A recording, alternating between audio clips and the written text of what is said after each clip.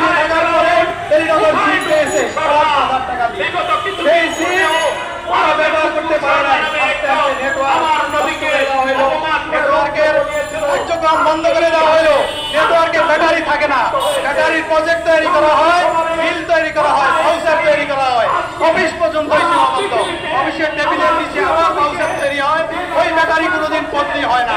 Battery আমরা যখন বলি আমার নেটওয়ার্ক বন্ধ হয়ে গেছে, কারেন্ট চলে গেলে আমার ব্যাটারি চলে না বলে ব্যাটারি আমরা চেঞ্জ করে দিয়েছি। ওনাদের চেঞ্জ করার সিস্টেম কি?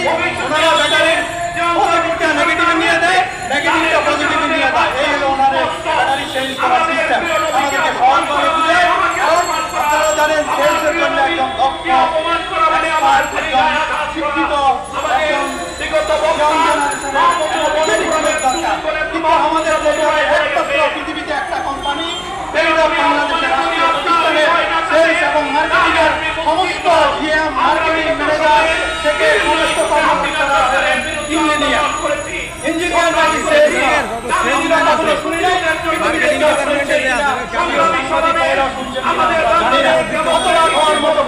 ইঞ্জিনিয়ারদের কাজ হলো রাস্তাঘাট তৈরি করা, তৈরি করা, জায়গায় জায়গায় ঝড়ের বিকল্প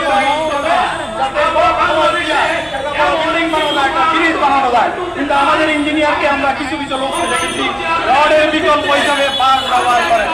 আমাদের টেলিটকের একই অবস্থায় সেলসের যেসব দায়িত্ব ছিলেন এই সমস্ত ইঞ্জিনিয়াররা আমাদেরকে রড ব্যবহার না করে আমাদেরকে বাস দিয়েছে। দেশের মানুষকে বাস দিয়েছেন ওনারা। দেশের এক সপ্তাহ আগে এসেছে, অনেক টাকা পয়সা খরচ হচ্ছে, কোনো ব্যবসা বাণিজ্য নাই। আমাদের লিডার ভাইয়েরা অনেক সময় অনেক কথা সুতরাং এখনো সময় আছে, শান্তিপূর্ণভাবে সমাধান করুন, নতুবা তার জন্য সেটা মঙ্গলজনক হবে না। প্রিয় সাংবাদিক ভাইয়েরা আপনাদের সবাইকে আসসালামু আলাইকুম। আমাদের কাছে সে স্মারকের মধ্যে তারা খুব শান্তিপূর্ণ তাহলে আমাদের উপায় কি? আমরা কৃষি উপদেষ্টা সাহেবের কাছে উনি এখনো পর্যন্ত আমাদের কোনো কিছু আমাদের জানা নাই। আমরা তো এইভাবেই দিন দিন পাবো। আশা করি উপদেষ্টা সাহেব আমাদের বুঝতে গিয়ে আমাদের বিষয়গুলো দেখবেন, কিন্তু আমরা তার কাছে বসে কেনা যাবে না। আমরা তার কাছে স্মরণ রেখে দিচ্ছি, তাও বসে কেনা যাবে না। তার সাথে বিভিন্ন মাধ্যমে আমরা কথা বলার জন্য চেষ্টা করছি, তাও ঠিক পাচ্ছি না। তাহলে আমরা কি আমরা কি দেশের কোনো আমরা যে আমরা দিন দিনকে এইভাবে থাকবো, আমরা কোনো সুরাহা পাবো না। দাবি হয়ে গেল, ঠিক আছে, আমাদের বক্তব্য শেষ করছি। সবার কিছু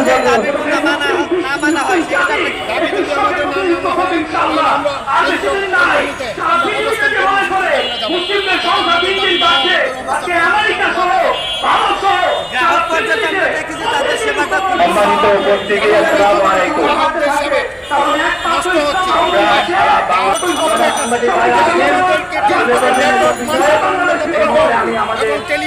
আমার বক্তব্য এখানে শেষ করছি। আসসালামু আলাইকুম। ইন্টারনেট সেবা যদি ভালো হয় এখন বক্তব্য দিবেন আমাদের রাহুল ভাই।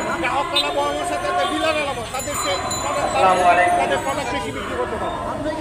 সারা বাংলাদেশ থেকে আগত সকল হলো নিয়ন্ত্রণ শক্তি। টেলিটককে যেরকম নিয়ন্ত্রণ করে বাংলাদেশের একমাত্র মোবাইল কোম্পানি টেলিটক। এই টেলিটকের জন্য আমাদেরকে আজকে রাস্তায়